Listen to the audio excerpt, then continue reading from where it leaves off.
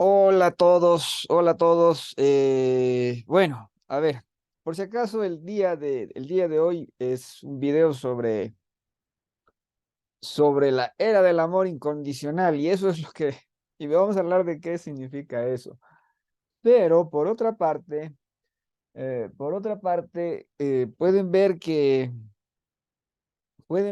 yo ya he, digamos, cubierto los temas, ¿no? Los temas cubiertos están en rojo y si bien hay ciertos temas que no se pueden abordar en los sistemas, o sea, en la red, ¿no? Porque hay censuras automáticas y todo lo demás, diría que ya he cubierto la mayor parte de lo que estaba buscando cubrir. Hay temas que son tabú.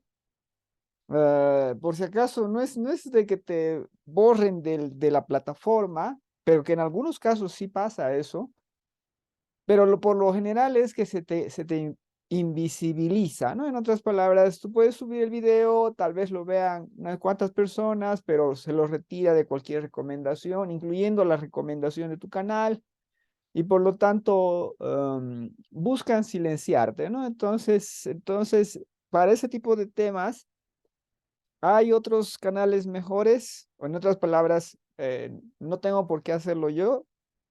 Esa es la pregunta. Entonces, lo que yo me propuse hacer hace mucho tiempo atrás, ya van a ser 5, bueno, mejor dicho, ya van más de 5 años, y lo he logrado, es tocar, entregar algunas de las bases teóricas desde las cuales yo veo el asunto y también las bases teóricas desde las cuales podemos solucionar el asunto.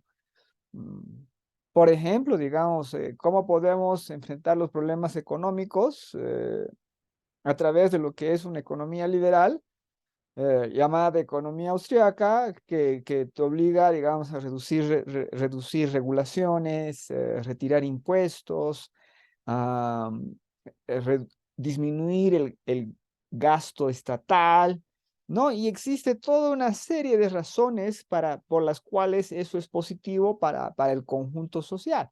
Entonces, de la misma manera, he buscado tocar un montón de temas y creo que ya he logrado tocar ah, la base necesaria. En otras palabras, ya puedo darle un nuevo enfoque al canal.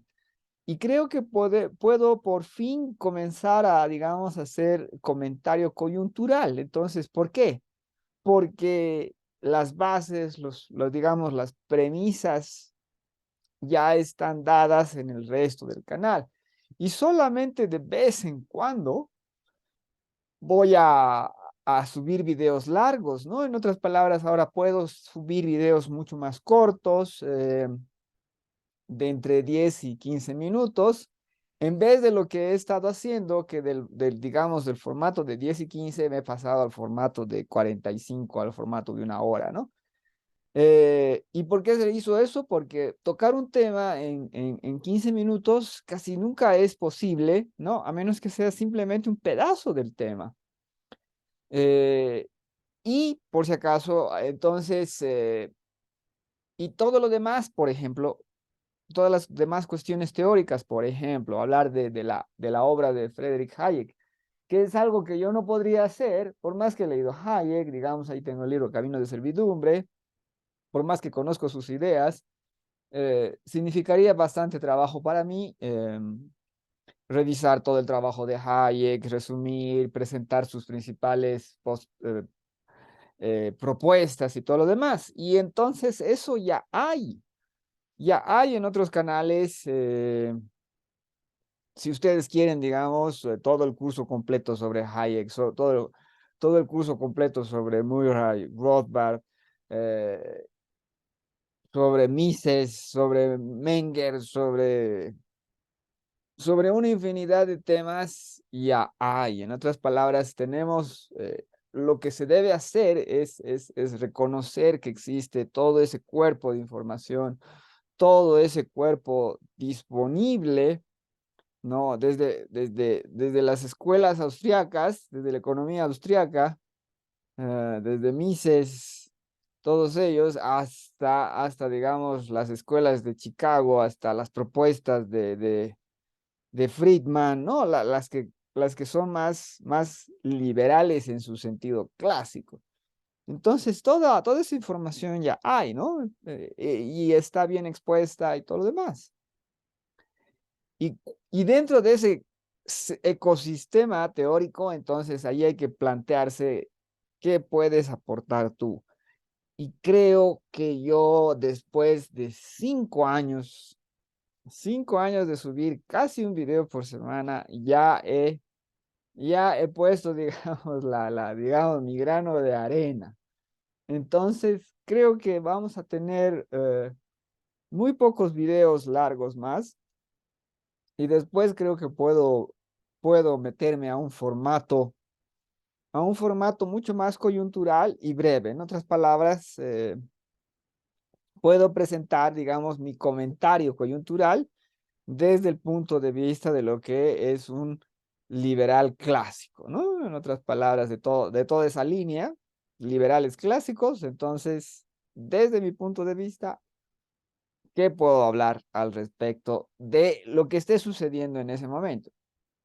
Por si acaso, ya pueden ver que estoy a muy pocas páginas de terminar el libro de La Rebelión de Atlas. Yo conocía las ideas de Ayn Rand, pero no las conocía de forma directa, las conocía de forma indirecta. Yo siempre supe que Ayn Rand era, digamos, de los míos, de los liberales clásicos, de los llamados en inglés, en inglés de Estados Unidos, llamados libertarios, que es un término completamente innecesario en la lengua en castellano, por si acaso. Pero como la fuerza de los Estados Unidos y la fuerza de la cultura anglosajona, entonces se está metiendo. No solamente es cuestión de cultura anglosajona, los Estados Unidos están imponiendo ese término libertarian en el propio Reino Unido y el eje anglosajón, ah, anglo-dependiente, podríamos decir, ¿no? En otras palabras, Australia, Nueva Zelanda, Canadá, que tiene fuertes vínculos con el Reino Unido. Por si acaso, algo que por favor, uno de los ejemplos que se ha metido en la lengua castellana es resiliencia. Se está utilizando la palabra resiliencia como resistente. Entonces, si tú ya tienes la palabra resistente, ¿para qué estás utilizando la otra palabra? No, o sea, no resistencia, están demostrando mucha resistencia, están demostrando mucha resiliencia. ¿Para qué? Esto es un anglicismo, es un galicismo que te llega a través del inglés. Galicismo, anglicismo innecesario, completamente. Pero ya saben que, bueno, ya. La fuerza es de las cosas como se hablan y como se repiten. Damas y caballeros, eh, no hay novedades. No hay novedades sobre cuestiones económicas. Sabemos a dónde vamos. Sabemos qué tipo de desastre nos espera. Y también sabemos ya por dónde se va a romper. En otras palabras, vayamos al día de hoy. Voy a compartirles esto. Por si acaso, este es el índice Dow Jones el día de hoy. Pueden ver que ha caído, digamos, un 1% y creo que ayer subió, esta semana estuvo que sube, esta semana que baja, ¿no? Entonces, por si acaso está a 32.000 puntos. Estaba en 35.000 puntos el año pasado y estuvo peleando. En otras palabras, llegó a 34.000, llegó a 33.000 y todo eso, ¿no? Entonces, está que se mueve así. Por si acaso podríamos ver esto que es el anual, ¿no? Aquí es el mejor ejemplo, ¿no? Está que sube, está que baja, y luego está que sube otra vez, ¿no? Y luego está que, ¿no? Y que está que baja, ¿no? Entonces sube, baja, sube, baja, sube, baja.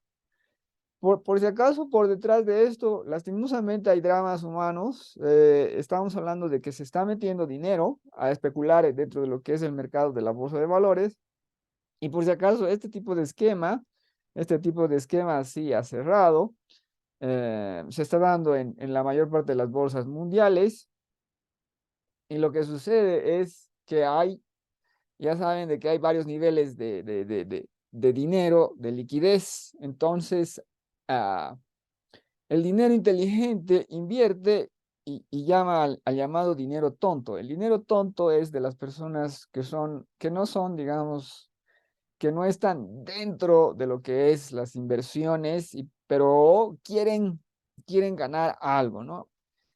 Eh, entonces son ahorros de particulares, eh, que tienen, digamos, ambición, que reciben alguna recomendación y ¡puf! Arriesgan su dinero en la bolsa y cada que sube lo pueden ganar, ¿no? Y gana con el conjunto de las personas. Pero cuando baja, eh, las personas que son los profesionales inversores eh, se la pueden oler y pueden hacer varios tipos de juegos de inversión. Por ejemplo, pueden hacer inversión en contra, que es meterse al derivado, ¿no? Lo que se llama, ya, comprar seguros de inversión en contra. En otras palabras, cae y pueden cobrar el seguro. Mientras que las personas que han invertido con sus ahorros van a perder dinero. Entonces, este esquema de lo que ha estado sucediendo en la bolsa de valores es harto dinero perdido, ¿no? Y por si acaso, obviamente también cuando sube es dinero ganado, pero no es una gran diferencia que pueda hacer a esos niveles de capital, creo. Habría que hacer, digamos, las matemáticas generales. Bueno, podemos ver aquí el año, ¿no? Y pueden ver de que es sobre todo esta bajada, ¿no? Esta bajada, pero esta remontada durante, a ver, desde septiembre hasta noviembre nomás. Sí, ha habido, esta fue una remontada muy fuerte, ¿no? Aquí sí se podía ganar bastante dinero. Eh, bueno, pero entonces está con este sub y baja desde hace bastante tiempo la bolsa de valores, eh, y no debería estar así, ¿no? No debería estar así porque no tiene sentido económico esto. No, por ejemplo, ¿por qué sube el dinero? ¿Por qué sube los valores a partir de octubre, ¿no? Y todo esto es especulación, es pura especulación. Eh, como ya mencioné antes, ¿qué quiere decir esto de pura especulación? La idea es que si tú podrías invertir en algo y ese algo, no sé, digamos, compras acciones en Ford. Entonces, ¿por qué compras acciones en Ford? Compras acciones en Ford porque Ford va a vender este año 500.000 de vehículos y va a tener un margen de ganancia de, no sé cuántos millones de dólares y por lo tanto va a entregar dividendos que van a llegar a $10 por acción, ese tipo de cosas. ¿Y tú cuánto vas a invertir? Vas a invertir $100 este año. Y por lo tanto, en 10 años vas a recuperar tu inversión y a partir de 10 años todo va a ser simple y llanamente ganancia pura, ¿no? En otras palabras, te llegan $10, eso es 10% sobre tu inversión de 10 años. Así deberían manejarse las inversiones, pero no es así. Ahora es todo es un casino, ¿no? Y lo que les he mostrado de lo que ha sucedido en el índice Dow Jones digamos, una muestra de lo que sucede en los mercados. Ya saben que el Dow Jones, el índice Dow Jones expuesto, mostrado, es solamente de unas 30 y tantas empresas con las cuales se busca resumir el comportamiento de las 5.000 o decenas de miles de empresas, ¿no? Del mercado. El índice Dow Jones es solamente un indicador de lo que es la bolsa de valores de Nueva York, que tiene muchísimas más empresas, ¿no? Por ejemplo, hay el Russell 5000, o sea, el Russell 5000 es otro indicador. Hay el 500, hay el 1500, ¿no? El Standard & Poor's, o sea, de varias empresas, ¿no? Que hacen la observación del mercado. eh, y, y entonces el índice Dow Jones es simplemente, ¿no? Un indicador bastante fiable del comportamiento del colectivo, del descomunal colectivo de empresas que están ahí buscando inversores. Bueno, entonces eso debería ser inversión, eso debería ser, yo compro acciones de la Ford para ganar dinero con los dividendos de Ford, pero eso ya no es. ¿Por qué? Obviamente porque la economía está completamente descoyuntada, pero la idea debería seguir siendo, yo voy a invertir, digamos, en Amazon. Amazon va a perder dinero este año. ¿Cuánto va a perder? Va a perder, digamos, $10. Pero las proyecciones son que de aquí a 3 años va a ganar $100. ¿No? En otras palabras, debería haber, mejor dicho, siempre existen todos esos mecanismos para ver si a una empresa le va a ir bien, si le va a ir mal, si está, digamos, creciendo en el mercado, si está creciendo su volumen de negocios y todo eso. Y cuando tú tenías, por ejemplo, a Amazon, que es infame por haber perdido dinero durante tanto tiempo, pero también es infame porque se ganó dinero a largo plazo. En otras palabras, perdió dinero durante creo que 10 años, pero fue agarrando cuota de mercado. Y entonces, porque tú veías, ¿no? Que crecía su cuota de mercado, podías deducir y decir, ¿no? Esta empresa va a perder dinero por los próximos 5 años, pero a partir del sexto año va a ser descomunal la empresa. Tú podías hacer eso, ¿no? Y hoy en día, en absolutamente todas las empresas se puede hacer ese tipo de mecanismos. Pero, pero,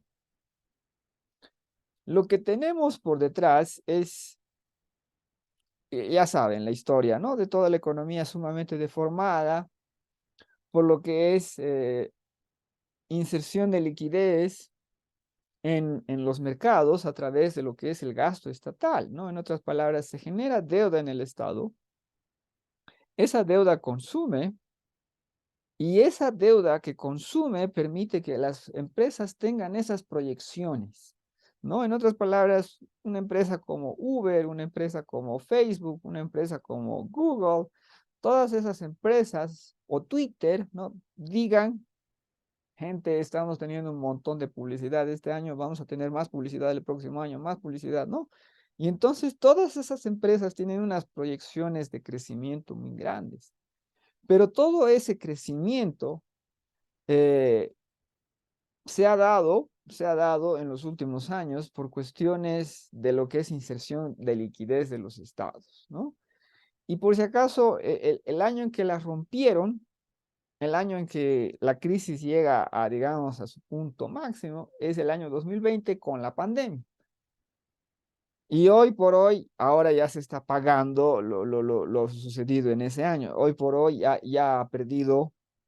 se ha perdido un gran margen de maniobra de los estados. ¿Por qué? Porque hasta el 2020 se podía seguir esa farsa de esto va a crecer. No, o sea, en otras palabras, la empresa va a crecer, nuestro negocio va a crecer, ¿no? Todo va a crecer. ¿Por qué? Porque las empresas crecen, los negocios crecen y por lo tanto, las alcaldías, los estados, los condados, ¿no? Todas las cuestiones burocráticas, todos los distritos burocráticos van a tener más dinero porque van a tener más impuestos, ¿no? ¿Por qué? Porque si, digamos, ha crecido Nueva York, entonces también crece la periferia de Nueva York. ¿Y por qué crece la periferia de Nueva York? Porque está alimentando el consumo de Nueva York. Entonces también va a crecer la pequeña ciudad aquí al norte. Y de la pequeña ciudad también va a crecer la otra ciudad. ¿Y por qué va a crecer la otra ciudad? Todo es una cadena, ¿no? Todo es una cadena de alimentación de esta economía sumamente deformada. Una sumamente deformada que estalla y revienta el 2021, gente. Porque hasta el 2021 se podía pretender la farsa de que las cosas van a crecer, ¿no? En otras palabras, tu empresa va a crecer, tu negocio va a crecer. ¿Y por qué va a crecer? Porque hay consumo. ¿Y por qué hay consumo? Nadie se preguntaba eso, a nadie le importaba, por lo que digamos que hay una inserción de liquidez, ¿sabe? Inserción de liquidez de los estados. Y la pregunta es, ¿y de dónde sacan los estados ese dinero? ¿De dónde sacan? O sea, porque tienen que sacarlo de alguna manera, ¿no? En otras palabras, lo pueden sacar con impuestos, lo pueden sacar con la futura riqueza, que es, digamos, es matemática keynesiana, ¿no? En otras palabras, el efecto multiplicador. Yo introduzco dinero a través del Estado, todo crece y por lo tanto también crece mi base de impuestos y por lo tanto agarro esa base de impuestos que ahora es más grande y pago mi deuda, ¿no? Entonces, digamos, y pago mi deuda más grande, ¿no? La deuda más grande que tengo ahora. Pero ¿por qué la podía tener más grande? Porque voy a tener más gente que pague impuestos, ¿no? Entonces, es ese juego absurdo del que yo ya he hablado varias veces, ¿no? Y una vez más lo vuelvo a exponer y a resumir, porque digamos que es una de las ideas centrales con las cuales nosotros abordamos esta realidad, porque ese juego no era sostenible. No era sostenible, porque si fuese sostenible, entonces préstate todo, o sea, que el Estado se preste todo y que inserte liquidez, pero ya saben cuál es el problema. El problema es que se genera inflación. ¿Y por qué no se generó inflación antes? ¿Por qué el 2021? Y la respuesta es que se generó inflación muchísimo antes, o sea, desde que se pone a jugar este mecanismo, se ha generado inflación. Y entonces alguien dirá, pero no, pero que había riqueza, pero que había crecimiento y todo lo demás. Bueno, es largo de explicar, pero básicamente eh, la función de la inflación no está relacionada con el número impreso de dinero. No es que tú puedes imprimir dinero, imprimir, imprimir, imprimir, imprimir, imprimir y que la inflación, inflación, inflación, inflación, inflación. No. Tú puedes imprimir absolutamente todo lo que quieras y tener cero inflación. ¿Cómo es eso posible? Imprimes todo el dinero que quieras, toda la deuda. En otras palabras, gastas más de lo que tienes, todo lo que quieras, pero no lo haces circular. Y alguien dirá que ese no es el plan. No es el plan hacer imprimir y que no circule. La idea es imprimir y que circule, como en Zimbabue, como en Venezuela. No, no es eso. Tú puedes imprimir y que no circule. Y eso es lo que se hizo en Japón. Y eso es lo que se hizo en Estados Unidos. Y eso es lo que se hizo en Europa. Los mecanismos de introducción de capital a través del Estado se los ha llamado, entre otras cosas, flexibilización cuantitativa. Entonces, el dinero introducido, la deuda introducida, solamente obedece a ciertos ejes. En el fondo del fondo, se da dinero a quien tiene dinero. Se compra deuda del Estado, que digamos siempre te va a pagar. Se compra deuda de algunas empresas, se compra deuda de esto, ¿no? En otras palabras, se compra algo que supuestamente te va a pagar después. En otras palabras, se imprime dinero, pero solamente circula en ciertos ejes. Eso es lo que se ha hecho desde los años 90, gente, poco o mucho, pero por si acaso, de una forma sumamente concreta, bueno, desde el 94, una fase, ¿no? Una fase de inserción de liquidez, bajar los tipos de interés. Si tú bajas los tipos de interés, ¿quién tiene dinero? La gente que tiene respaldo. En otras palabras, yo voy a adquirir una deuda para invertir. ¿Quién soy yo? Soy alguien que tiene dinero. Por eso es que yo voy a meterme ya, ¿cómo se dice? Adquirir la deuda, porque tengo capital, entonces ese capital vale, y yo te voy al banco y todo lo demás. Y cuando no, y cuando se permitió a través de las bajas de tipos, bajas de tipos de interés, cuando eso no fue suficiente, entonces se hicieron otras cosas más. Y ahí viene bueno, la primera fase nos lleva a lo que es la crisis de las .com.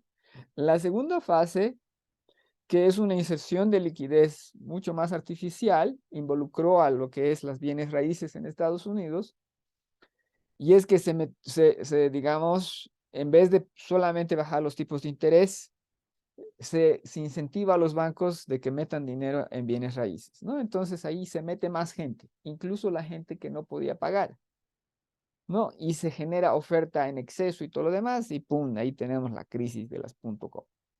Pero ¿cuál es el punto? Se inserta dinero en los años 90. Se inserta dinero más o menos así. Y la inflación va por ahí, ¿no? Sobre todo en ciertos canales. En otras palabras, tú eres rico y las cosas aparecen para ti, ¿no? Eso es inflación. En otras palabras, de que haya esas cosas, de que haya esos productos, y de que digamos de que esas cosas valgan tanto. Por si acaso, esto se puede ver muy fácilmente, digamos, en lo que es el área del arte, ¿no? ¿Cuánto valía una obra de arte famosa en los años 90, ¿no? Y va subiendo su precio del arte. ¿Y por qué? Porque la gente que tiene dinero ahora tiene más dinero y por lo tanto lo que es escaso sube su precio. Lo que no es escaso existe. Existen los restaurantes, ¿no? Todos los benditos servicios monstruosos que a esa gente le gusta y que puede costear, ¿no? Entonces todos esos servicios van creciendo también, ¿no? Pero eso qué quiere decir es inflación en ese pequeño espacio. Entonces tú tienes en los años 90, ¿no? En los años 90, eso. Después viene entonces la crisis de los .com y el Estado ve que ahora necesitamos, para que se recupere la economía, necesitamos meterle más plata y por lo tanto mete más plata. Y obviamente, entre otras cosas, la bolsa de valores sube. Eso también ¿cómo se llama? Un ejemplo de inflación. Si tú tienes una acción que te daba beneficios en 10 años y ahora te da en 15 años, ha subido su precio de la acción y han bajado tus dividendos. Eso es lo que ha pasado con la bolsa de valores. Por si acaso, ya saben que los números son, la idea general es también, pero no son de una precisión total. Entonces, bueno, entonces se mete más dinero, ¿no? Y obviamente ya tenemos aquí la inserción de dinero, la tenemos a este nivel y tenemos la inflación y las aberraciones económicas. O sea, ya la economía desde los años 90 comienza a deformarse cada vez más y más y más. Se podría decir que en los años 80, una economía racional de lo que tú necesitas, de lo que yo necesito, está buscando sobrevivir, está buscando aire y no lo encuentra, no lo encuentra. Es por eso que lo único que tenemos desde entonces es la burbuja, o sea, burbuja de los .com en los años 90, burbuja de los bienes raíces y ahora. ¿Y qué burbuja es esta? Es la burbuja de todo. Porque lo que tenemos es inserción de dinero para que va a llevar, después de las .com tenemos más inserción de dinero. Una vez más, ese dinero provoca inflación sobre ciertos ejes. Hasta el colapso de los bienes raíces 2008 y desde entonces tenemos más inserción de dinero hasta el 2021. Y el 2021, ¿cuál es el bendito problema? El bendito problema es de que se mete dinero por todas partes. Como se mete dinero por todas partes, circula por todas partes. Como circula por todas partes, genera inflación en todas partes. Esa es la situación, damas y caballeros, de la actualidad. Entonces, el 2021, los bancos centrales se desesperan y a partir del 2022 comienzan a subir los tipos de interés. Y eso es quitarle aire a la burbuja. Y una burbuja económica se puede definir por exceso de bienes y servicios sobre un rubro específico. Ahora, la burbuja es generalizada, ¿no? Generalizada es la burbuja de todo. Y por lo tanto va a perder aire. Y ya sabemos qué es lo que se va a romper. Lo que se va a romper es las economías, bueno, concretamente la economía de Estados Unidos y la economía europea, toda la economía falsa, toda esa economía deforme que ha crecido a lo largo de todo este tiempo a través de una deformación de la economía. ¿Por qué? Porque se pudo hacer eso, se pudo introducir capital a través de lo que es el Estado a ciertos espacios, ¿no? Aquí puedo mostrarles, voy a utilizar la pizarrita. Aquí les puedo mostrar fácil, bueno, no tan fácil, pero les puedo mostrar cuál es la idea, ¿no? La idea es de que una economía debería más o menos seguir esta estructura. ¿Cuál es esta estructura? Es la eficiencia de Pareto, ¿no? Entonces, un triángulo. Una economía debería tener un triángulo. En otras palabras, gente pobre, gente rica. La gente rica debería ser un pequeño porcentaje, ¿no? La gente de clase media, digamos, otro porcentaje no mayor. Y aquí la mayor parte debería ser gente pobre. La gente pobre no tiene por qué ser miserable, ni triste, ni nada. No es esa la idea. La idea es de que toda la gente más pobre podría tener una vida digna, ¿no? Porque eso es lo que eso es lo que podemos hacer. Pero ¿cuál es el punto? El punto es de que una economía sana debería obedecer la eficiencia de Pareto. ¿Y cuál es la economía actual? La economía actual, por si acaso, no está a escala con la anterior imagen. La economía actual es así. Es una tachuela vista de lado. Tenemos gente sumamente rica, tenemos unos porcentajes poblacionales sumamente ricos aquí y allá, y tenemos una generalidad, pero en la miseria más absoluta. Por si acaso, esto no tiene que ver una vez más con la imagen anterior. La idea es de que aquí esta gente es muy, muy, muy, muy rica. Aquí la gente es sumamente rica. Aquí todos estos son sumamente ricos, pero a partir de este punto las cosas van mal. Van mal y por lo tanto todas estas masas aquí están aquí abajo no están de buena manera. Entonces, ¿cómo es que se da esta estructura tachuela? Se da cuando a través de los mecanismos que transmiten poder adquisitivo a un sector, ¿no? Todos esos mecanismos estatales perjudican a la población en general. Todo lo que es impresión de dinero perjudica a la población en general. ¿Por qué? Porque otorga mayor poder adquisitivo a ese pequeño sector que tiene bienes, ¿no? Valorables de una forma monetaria, ¿no? Aquí es cuando se comienza a construir a esa economía de fantasía, ¿no? Una economía sumamente deforme que ahora tiene inflación en todas partes. Por si acaso, sabemos que la inflación es fortísima. ¿Por qué? Porque en algunas partes tenía hiperinflación, ¿no? En otras palabras, tú tienes un nicho, un pequeño nicho, ¿no? En el que no hay una inflación del 10% de promedio, sino hay una inflación del 300 o más por ciento de promedio, ¿no? Entonces, cuando tienes una inflación tan disparada, esa inflación, que es exceso de costo, entonces hace daño y golpea al resto de la economía, que es con lo que se está encontrando Europa.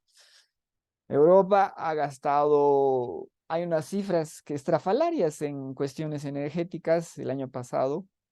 Ha gastado dinero, a ver, ¿cuánto es? Unos 700.000 millones, unos 700 millardos extra en cuestiones de gas. Ha pagado demasiado por gas. Como le ha dicho, no al único gas barato del mundo, ha tenido que pagar extra por ese gas, ¿no? Entonces, ese daño a su economía, que es riqueza destruida, lo va a pagar, lo va a pagar. Y entonces hay otro fenómeno más aquí que se acaba el 2021, porque hasta el 2021 se puede mantener la ilusión de crecimiento. En otras palabras, yo me presto, pero como el Estado se presta dinero e ingresa ese dinero en la economía y crecen los negocios y por lo tanto crece mi flujo de impuestos, entonces yo a través de ese juego de farsa puedo prometer crecimiento, ¿no? Pero todo eso colapsa el 2021. ¿Y por qué colapsa el 2021? Porque ya no puedo ofrecer crecimiento. ¿Por qué? Porque todo el dinero que yo me presto, todo el dinero que se mete en la economía, no es suficiente. Porque la inflación generalizada hace que yo pierda dinero. ¿Por qué? Porque de pronto gano más dinero, gano un 9% más de dinero, pero la inflación está a 14. Gano un 10% más de dinero, pero la inflación está a 11. ¿No? Entonces, ese fenómeno se ve de una forma generalizada en toda la sociedad. Es mucho más complicado porque lo que en realidad sucede es de que algunos sectores, ¿no?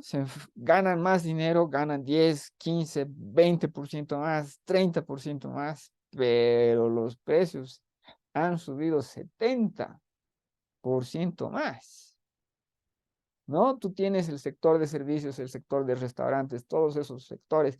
Y obviamente podríamos, digamos, ¿no? Se puede analizar detalle por detalle, ¿no? Entonces hay los sectores, ¿no? Me va bien, pero no es suficiente. Toda la economía, bueno, gran parte de la economía de Estados Unidos está así y ya sabemos y ya vemos, ¿no? Cómo se estalla esa burbuja y a través de lo que y dónde la vemos, eh, vemos el estallido de la burbuja en lo que está comenzando a suceder. Los despidos, ¿no? Los despidos. En otras palabras, Facebook aparece llorando, ¿no? El Zuckerberg aparece llorando y dice, vamos a tener que despedir, ¿no? ¿Por qué? Porque hasta entonces las empresas, ¿no? Podían crecer como les dé la gana. ¿Dónde vas a invertir? Yo voy a hacer esto, yo voy a hacer esto, yo voy a hacer esto. ¿Y por qué vas a hacer esto? Porque estamos creciendo, ¿no? Pero eso acaba el 2021. Durante el 2022 más o menos se sostienen, se están viendo las caras, pero ya no aguantan. Y desde el año pasado, digamos, tenemos miles y miles y miles de despidos. Por si acaso pueden ver ahí las listas concretas. Despide Facebook, despide Twitter, ¿no? Twitter hace desaparecer un montón de personas. Walt Disney, despide Walt Disney. Todas esas empresas, ¿no? Hacen desaparecer. ¿Y por qué? Porque, entre otras cosas, por ejemplo, tenías un exceso de inversión en las partes digitales cuando no se podía observar, no se podía observar bien el comportamiento del consumidor. En otras palabras, yo gasto demasiado y no estoy tan seguro de cómo voy a recuperar esa inversión, ¿no? En tantas plataformas, porque Netflix fue un éxito y entonces todas las empresas quieren volver Netflix. Eh, y dicen, vamos a ganar tanto y no hay tal ganancia, no hay tal crecimiento. Bueno, damas y caballeros, entonces, ¿por qué la era del amor incondicional? Porque esa economía deformada hasta la médula ha generado monstruos por doquier. O sea, es inimaginable lo deforme que está la economía. Y por si acaso, ¿cómo es que la economía puede deformarse tanto? O sea, ¿cuál es la base verdaderamente económica de la realidad humana? Ya saben, es la energía, ¿no? Es la energía. Si tú tienes comida, si tú tienes agua y comida, ¿qué haces? ¿No? Lo que te da la gana. Así de fácil es, haces lo que te da la gana. Si quieres, construyes un imperio romano, si quieres, construyes pirámides, si quieres, construyes templos, si quieres, construyes catedrales, si quieres, no sé, haces grandes estadios de fútbol, no importa. La economía humana es, es sumamente variable, no tiene sentido lógico. Para nada. No hay nada que tenga sentido lógico, digamos, no hay un sentido lógico en mi cariño, entre otras cosas, por los libros, ¿no? Aquí hay un montón de libros, damas y caballeros, que cada uno significa un gran esfuerzo humano, no solo en su elaboración, en otras palabras, en el escrito, sino, digamos, en su producción, transporte y todas esas cosas, ¿no? Y entonces, ¿cuántos necesito yo? Necesito muchos menos de los que tengo. Ah, pero eso no me importa que con el dinero extra que yo tengo, después de todos los benditos gastos que los seres humanos realizamos, yo me compro libros y otras cosas, ¿no? Otras cosas que a mí me agradan. Y eso es lo que hacemos absolutamente todos los seres humanos. Y entonces el problema literalmente es cuando lo tiene el Estado, porque el Estado es demasiado grande. Si tú tienes un multimillonario como Bill Gates, ¿cuánto dinero puede gastar Bill Gates? No importa si gasta, no sé, 50 millones de dólares al año. No importa si gasta 300 millones de dólares al año, 365 millones de dólares al año. Que no creo que gaste, digamos, Bill Gates eso, a menos que sea sus caridades, ¿no? Sus benditas caridades. Ya saben que la caridad es una monstruosidad porque no es productiva. Eh, pero digamos que Bill Gates, digamos que gasta 1 millón de dólares por año, no puede gastar más. Si Bill Gates se vuelve más rico, si digamos su fortuna crece un montón más, él no puede gastar más. ¿Por qué? Porque simple y llanamente por las limitaciones de lo que puede gastar un ser humano, ¿no? Eh, no puedes gastar mucho más y punto. Si digamos yo tuviese todo el dinero y me compro todos los libros y que no voy a poder leerlo, ¿no? Pero entonces compro todos los libros y ya no puedo gastar más mi gran fortuna y mi gran fortuna, digamos, queda durmiendo en algún lado. Eh, en cambio,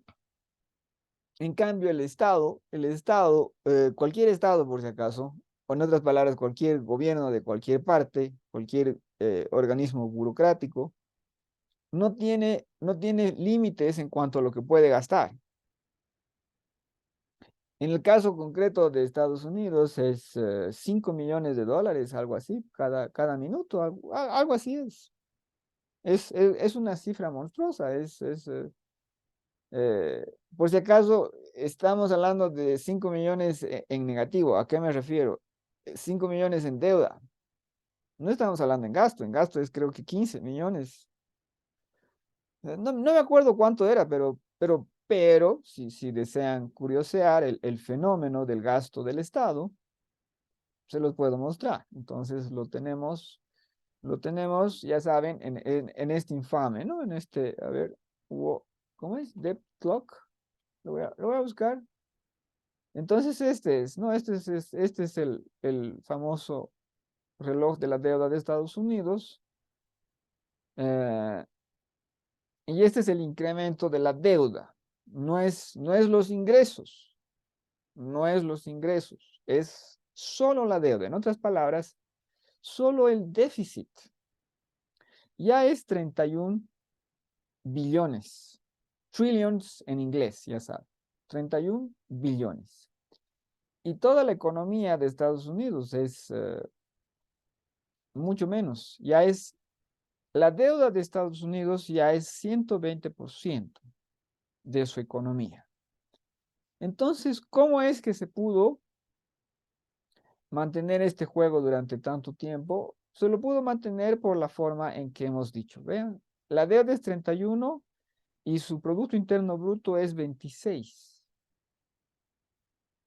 Y si no me equivoco, esta es la deuda nacional, en otras palabras, del gobierno federal. No estamos hablando de los condados y todo lo demás. Si no me equivoco, estos 94 billones es toda la deuda con ¿cómo se dice? Deudas sin respaldo. Sí, esto es 94. Dicen que es más, algunos que lo contabilizan de otra forma. Bueno, damas y caballeros, ¿no? Entonces, si ven esto, si no me equivoco, acaba siendo $1 millón. A ver cuánto. Sí, a ver, creo que podemos ver en cuánto tiempo se llega a 1 millón. Porque esto es 260, ¿cómo es? 31.577.267 millones. Ya, sí, creo que, bueno, $1 millón en deuda, pero entonces es $3 millones por minuto. Entonces, ese es el tipo de cosas que no podría hacer Bill Gates, que no puede hacer ninguna persona rica, pero que el Estado puede hacer sin ningún problema. El Estado no tiene límites para lo que puede gastar y por lo tanto para lo que puede despilfarrar y para lo que puede destruir. Aquí ha pasado de 7 a 8 en poco más de un minuto. Bueno, pero eso es deuda una vez más, no es gasto. Bueno, damas y caballeros, entonces sabemos qué es lo que va a suceder. Si las cosas se dejaran tal como está, podría haber una desinflada ordenada, ¿no? Una desinflada ordenada que obligue a que todas esas empresas despidan a todos esos trabajadores que no estaban haciendo algo que necesitábamos tú y yo, y que eh, lo que necesitaba a esos trabajadores y lo que le daba rédito a esos trabajadores era esa economía de burbuja, esa economía ficticia, esa economía falsa. No, en otras palabras, si dejamos que la burbuja caiga, ¿no? Volvería a su eficiencia de Pareto, donde tú y yo podríamos estar bien. No se está haciendo eso porque subir los tipos de interés es solamente la mitad del cuento. Lo que debería haber es una reducción brutal del gasto estatal en todos los países en los que, bueno, en todos los países del primer mundo, con excepciones, ¿no?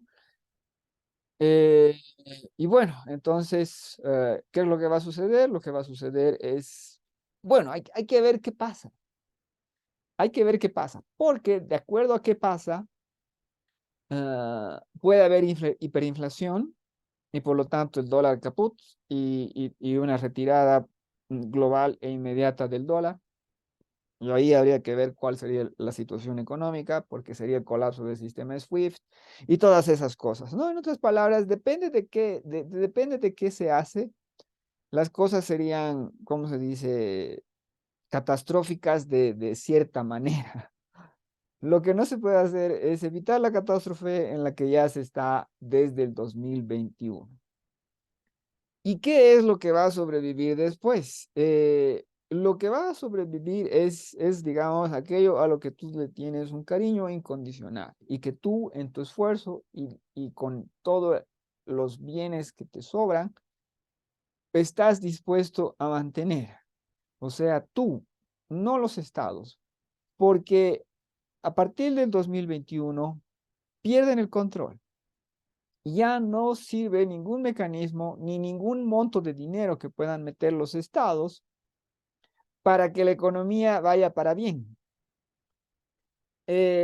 las cifras de introducción en en este mismo instante, los gastos de Estados Unidos, los gastos de los países europeos, y podríamos también, un segundito, aquí no solamente hay ¿cómo se llama? El gasto de Estados Unidos, sino que aquí si presionamos, eh, a ver, si presionamos acá, aquí está. Si presionamos acá, tenemos los gastos del mundo, ¿no? La deuda del mundo, ¿no? Y entonces aquí vemos, ¿no? Sus gastos, ¿no? 296% en Japón. Eh, y por si acaso, la situación en Japón, a diferencia de lo que puede creerse, no es la peor. La peor es de la de los países europeos. Hay matemáticas, se han hecho los estudios, en promedio están en un 400%. Bueno, damas y caballeros, entonces toda esta deuda, absolutamente, a partir del 2021, esos monstruosos flujos de dinero que se insertan en la economía ya no sirven para ningún crecimiento. Para lo único que sirven es para sostener, intentar desesperadamente sostener algo. Entonces, ¿qué sucedería si hay un cambio en la política? ¿Qué sucede si se mete un montón de dinero para intentar rescatar a la economía? Ya no sirve para nada. Ya no sirve para nada porque absolutamente todo eso desaparecería en la inflación generalizada. Entonces, en este mundo en el que se acaba la farsa, se acaba la economía tachuela, ¿qué es lo que va a sobrevivir? Aquello por lo que tú tengas un amor incondicional, ¿no? Y eso es como colectivo. Y por si acaso, eso quiere decir que solamente van a quedar las cosas importantes, damas y caballeros. Hay un margen de maniobra, yo soy optimista, obviamente pueden suceder los desastres, pueden suceder los peores desastres que te puedas imaginar. Es parte de la ecuación. Si las cosas se hacen mal, tenemos un colapso total de la economía mundial. Si las cosas se hacen mal. ¿Y por qué se harían mal? A través de lo que es inserción de liquidez, que se vuelve hiperinflación dentro de lo que es la economía del euro, dentro de lo que es la economía, bueno, dentro de lo que es las primeras economías del mundo, ¿no? Eso sería. Eso es lo peor que puede suceder. Y créanme que sería bastante malo. Sería Venezuela en absolutamente todos esos grandes países, ¿no? Eso es lo peor que puede pasar. Más también, pero eso ya dependería de la estupidez particular de cada gobierno del mundo. Y lastimosamente en este momento, por ejemplo, Estados Unidos tiene el liderazgo político más imbécil en la historia de la humanidad. Bueno, sí, digamos en proporción a lo que es la riqueza obtenida versus la competencia demostrada para administrar esa riqueza, son los peores en la historia.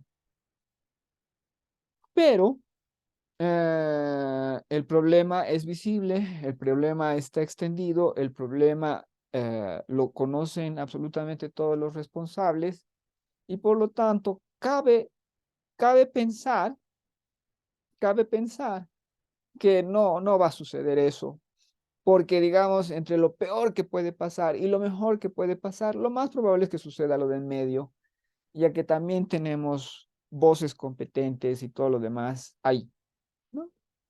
El propio Jerome Powell, como les digo, era un enemigo mío hasta el año 2022, cuando comenzó a subir los tipos de interés. Entonces, ¿va a seguir siendo un amigo mío? Yo creo que sí, yo creo que se ha dado cuenta, han visto los números, todas las personas han visto los números, hay muchísimas personas, muchísimos canales, personas al tanto de lo que es estos fenómenos que he conversado, al tanto de lo que es las limitaciones de lo que es los bancos centrales y que conocen perfectamente las consecuencias, las han estado estudiando y por lo tanto, por ejemplo, lo peor en este momento se está evitando, así de fácil. El Banco Central Europeo, el Banco Central del Reino Unido, el banco, si no me equivoco, es el Banco Central de Inglaterra, y el Banco Central Europeo están haciendo lo correcto. El japonés, más o menos, ¿no? Pero ¿cuál es el punto? Están haciendo lo correcto. En otras palabras, lo peor en este momento se está evitando. Veamos qué sucede después. En eso estamos, damas y caballeros. Los desastres no vienen de forma automática. El desastre ya te rodea. Ah, los desastres vienen por lo que se hace. Y yo creo que podemos ser bastante optimistas, ah, creyendo de que se va a evitar lo peor, porque hay cada vez más personas conscientes de que eso es lo que lo que podría suceder si se hacen las cosas mal. Y entonces, en este mundo en el que eh, tenemos que evitar el derroche, lo que va a quedar es por lo que tú tengas un amor incondicional. Y yo creo que eso es bonito, por si acaso. Solo va a quedar lo bonito. Va a desaparecer todo lo inútil. Bueno, damas y caballeros, ya saben, eh, muchísimas gracias por su atención. Esta conversación es larga, pero no la base teórica. La base teórica creo que yo ya he dado todo lo que podía dar. Vean los otros videos, véanlos al doble de velocidad. Se da en muchos casos información importante, información que no hay disponible en otros canales, porque el momento en el que lo que yo diga esté disponible en otros canales, voy a dejar de decirlo, porque ya se está diciendo. Muchísimas gracias por su atención.